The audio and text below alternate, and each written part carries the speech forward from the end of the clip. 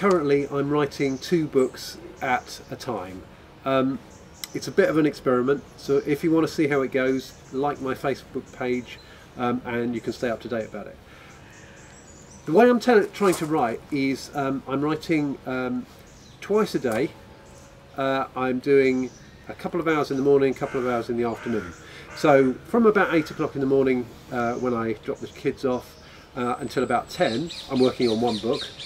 And then after lunch, I'm doing an hour and a half, couple of hours on another book. In between, I'm doing publicity, I'm doing planning, planning workshops, trying to get bookings in schools and places like that. I also do animation, so I'm doing my animation work in the middle of the day. I'm making a documentary, so I'm working on that as well. There's plenty to do when I'm not writing. I aim at getting about 750 to 1200 words done in each 2-hour session. I think word counts are quite important, and I think one reason that I think that is that I used to do a lot of work in magazines and newspapers, and word counts there are really terribly important, not just to the way you write, but also to the stories you tell. It defines to a large extent how you break up the story, how you organise your scenes, how you work out what you're going to say, and how much detail you can go into when you say it. So for me it's quite important to know how many words I'm doing and when. So why 2 books at a time?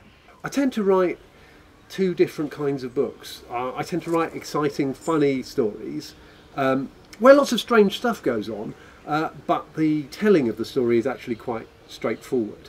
And then I tend to write sort of more experimental stuff. So I did a detective story where everything was written as a Facebook update or a Twitter feed or WhatsApp conversations. That's if you want to take a look at that, it's called at the Logician. Have a search for that if you want to take a look at that book. Also I did another book more recently called The Several Titles of Krzysztof Torinski, which is about a cat that's got lots of diplomas in homeopathy. It's a bit of a strange idea, but it's a kind of a journey through the mad world of pseudoscience. So it's a bit more experimental, a bit more unusual, and it's a different type of book. The thing is, there's always moments when you're writing when everything slows down.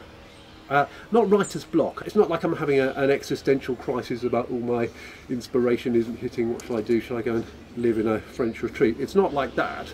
But it's often technical stuff about, you know, what happens next, how you bridge between one piece of one piece of the story and another, how you develop a character. It's often emotional stuff about how the characters are feeling and how you manage kind of complex interactions between them. But you know, that is emotional. That's it will have an effect on you. It's if you're not engaged emotionally in the story that you're telling, you probably shouldn't be telling it in the first place. So I've decided to experiment with writing 2 books at a time. One experimental, surreal, strange book about the way our virtual worlds define us, and another one, a straightforward adventure set in the Ice Age about the first kids to discover America. So if you want to see how that goes, just like my Facebook page and stay updated.